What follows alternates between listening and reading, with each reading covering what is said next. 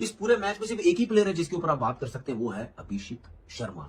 I think मैं हमेशा से बोल रहा हूँ, पहले भी बोला है, आज भी बोल रहा हूँ, बहुत ही हाईली टैलेंटेड प्लेयर है वो। इंडिया ने कॉम्प्रिहेंसिवली ये मैच जीत लिया है। हिंदुस्तान चाहता तो 220 भी हो सकता था, बट अगेन हमें तो इंडिया के बारे में पता है कि one of the most ruthless team in this format और बड़ी पक्की टीम है। इंडियन टीम ने जिस तरह की आज बैटिंग या ओमान के अगेंस्ट, इधर बड़े कुछ आएंगे चमचे बाहर, लेकिन उन्होंने सबसे पहले, आप देखो, मैंने सबसे पहले किस पे आना है, मैंने सबसे पहले आना है अभिषेक शर्मा के ऊपर।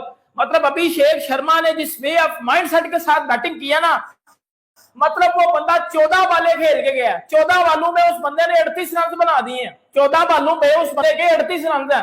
और इधर हमारा कोई बंदा 14 बालें खेल ना तो उसके 4 रन होते हैं या 5 रन होते हैं, इससे ऊपर वो जाता ही नहीं है। पड़ेगा कि it was a no contest.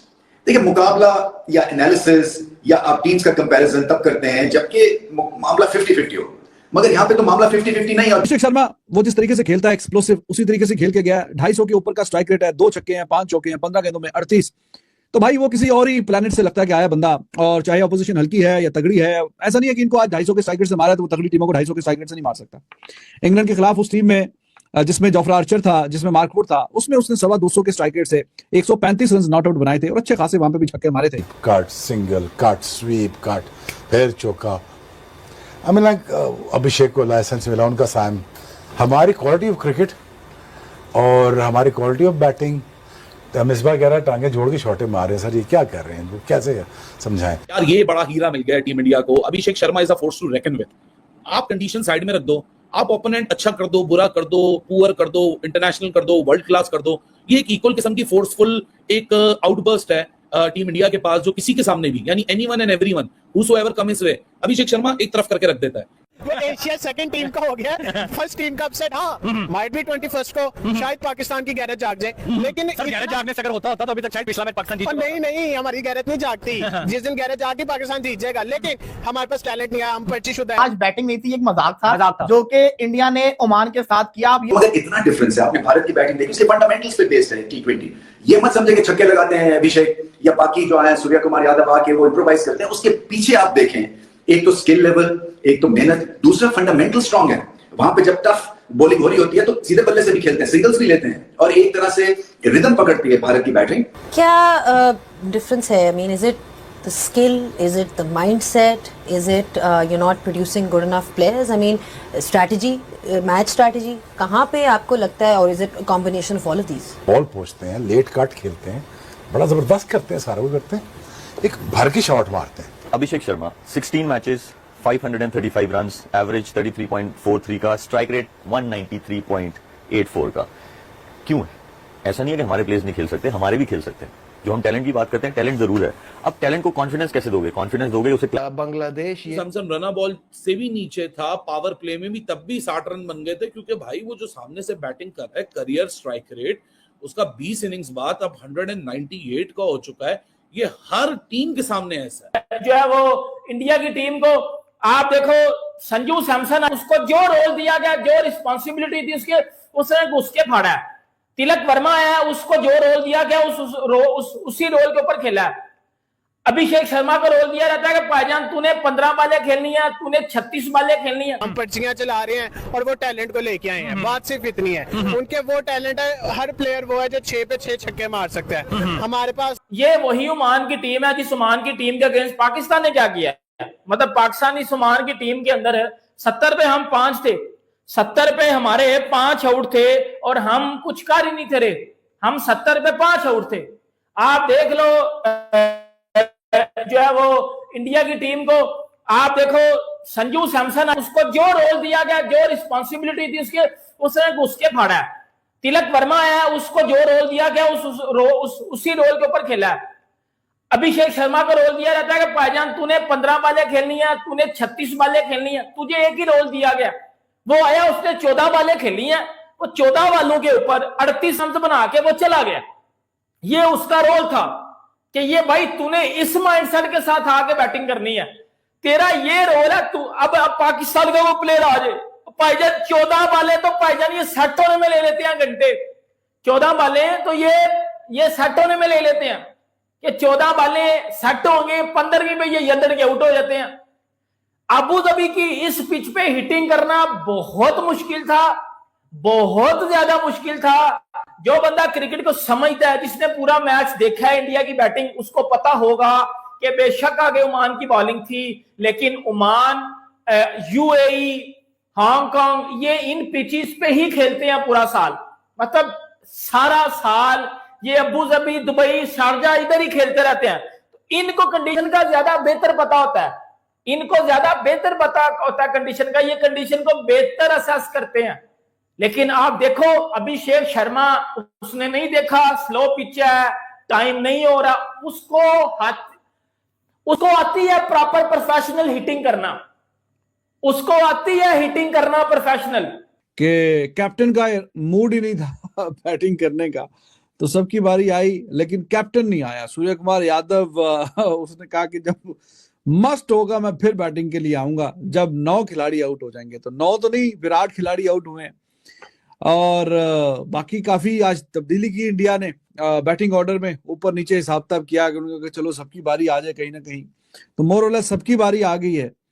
तो अब कोई ऐसा बैट्समैन नहीं है सूर्य कुमार यादव के अलावा, बाकी सबकी बारी आई है। अभिषेक शर्मा वो जिस तरीके से खेलता है एक्सप्लोसिव, उसी तरीके से खेल के गया। 250 के ऊपर का स्ट्राइक रेट है, 2 छक्के हैं, 5 चौके हैं, 15 गेंदों में 38।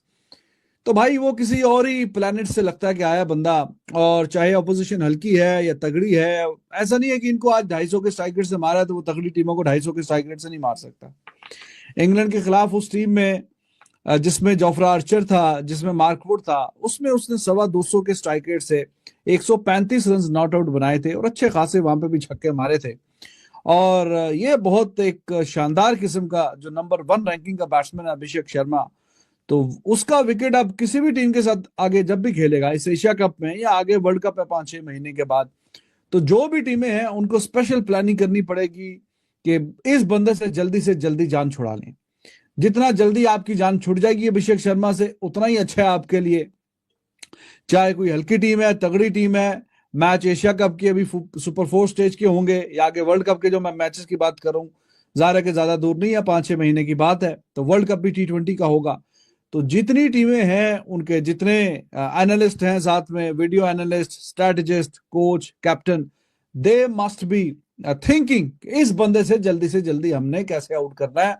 और अगर ये पावर प्ले के 6 ओवर खेल गया तो उसमें तो पावर प्ले के चलो 20 गेंद अगर खेल गया तो 20 गेंदों से फिर ये 50 रन करने की सलाहियत रखता है। 40-50 के बीच में रन करेगा। 200 का स्ट्राइक रेट उसका करियर का स्ट्राइक रेट है।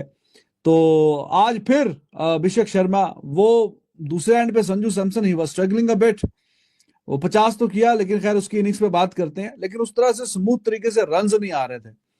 लेकिन गिल आउट होकर चला गया, संजू सैमसन थोड़ा फंसा खेल रहा था। But this guy against the fast bowler, against the spinners, इसने अपना जो एक हिसाब किताब रखा हुआ है बाटा रेट की, जी मैंने 200 के ऊपर के स्ट्राइक रेट से खेलना है, तो ये 200 के ऊपर के स्ट्राइक रेट से खेला। बहुत ही शानदार और बेहतरीन अभिषेक शर्मा।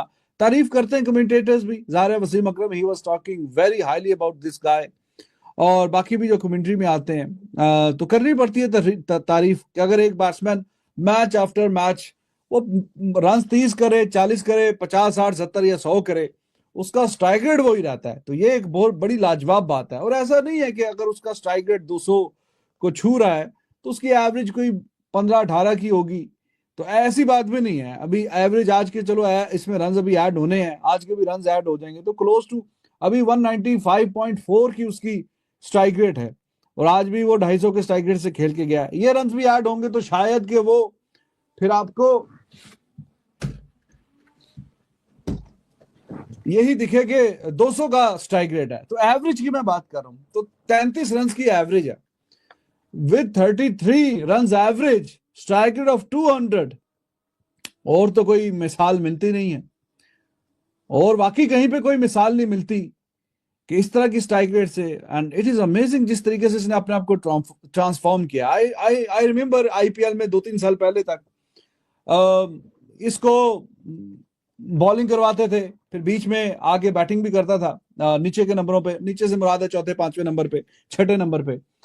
तो लोग आगे का सोचते हैं, अपनी गेम को नेक्स्ट लेवल पे लेके जाने का सोचते हैं, फिर ही कोई वो अचीव कर पाते हैं। जायसवाल जैसा टैलेंटेड लड़का, अगर आपने फिर टीम इंडिया के लिए खेलने का ख्वाब देखा है और आपने सोचा कि जी हमने टीम इंडिया में खेलना है, तो फिर जाहिर है कि जो 160-65 का स्ट्राइक रेट से खेल रहा है तो उसके ऊपर का फिर कोई अचीव करना पड़ेगा ना, फिर आप पे नजरें जाएंगी, फिर आप पे जरा रोशनी डलेगी कि हाँ यार ये बंदा कोई अनोखा है, ये सबसे हटके है, इसका स्ट्राइक रेट बड़ा लाजवाब है, ये बड़ा अग्रेसिव खेलता है। और अगर ये हमें पावर प्ले के सिर्फ 6 ओवरों तक ही खड़ा रह गया तो ये तो हमें बहुत ही शानदार आगाज देख के चला जाएगा। ऊपर से अगर ये 30-35 रन तेज कर जाए 15-18 गेंदे खेल के, तो और क्या चाहिए। तो वो बंदा ये काम कर रहा है, बार बार कर रहा है, तो it would be challenge for all the teams. आज भी खैर ओमान के लेवल का तो बात नहीं है, तो उसने 250 के स्ट्राइक रेट से रन करके गया है, बट द अदर साइड्स परसों पाकिस्तान का मैच है और उसमें पहले मैच में भी इसने जलवा दिखाया पाकिस्तान के खिलाफ। बेशक के रन थोड़े थे, सारी बातें अपनी जगह, लेकिन शहनशाह अफरीदी को पहले बॉल पे निकल के चौका मारा, फिर दूसरे बॉल पे बहुत ही शानदार टाइमिंग के साथ, स्लॉगिंग नहीं पूरी टाइमिंग के साथ छक्का मारा। नमस्कार दोस्तों, स्वागत है आपका हिंदुस्तान लाइव न्यूज पर। आज हम बात करने वाले हैं एशिया कप 2025 के उस मुकाबले की जिसने पूरे क्रिकेट फैंस का ध्यान अपनी ओर खींच लिया है।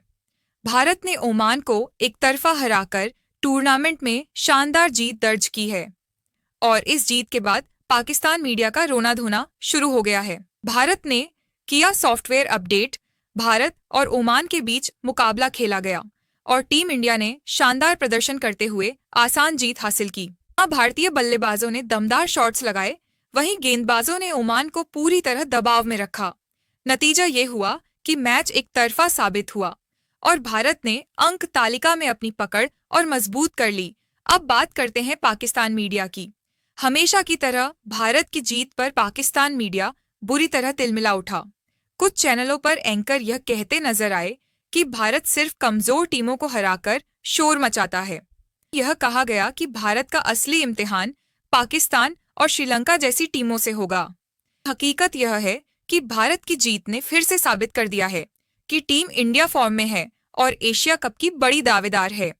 मीडिया की हालत देखकर साफ लग रहा है कि उन्हें भारत की जीत पच नहीं रही, लेकिन असलियत ये है कि टीम इंडिया की ताकत पाकिस्तान मीडिया से बर्दाश्त ही नहीं होती।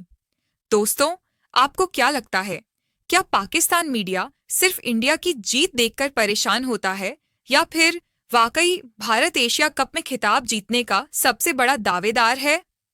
अपने विचार हमें कमेंट बॉक्स में जरूर बताइए। अगर वीडियो अच्छा लगा हो तो लाइक और शेयर करना मत भूलिए और चैनल को सब्सक्राइब कर लीजिए। फिर मिलते अगले वीडियो में। वंदे मातरम।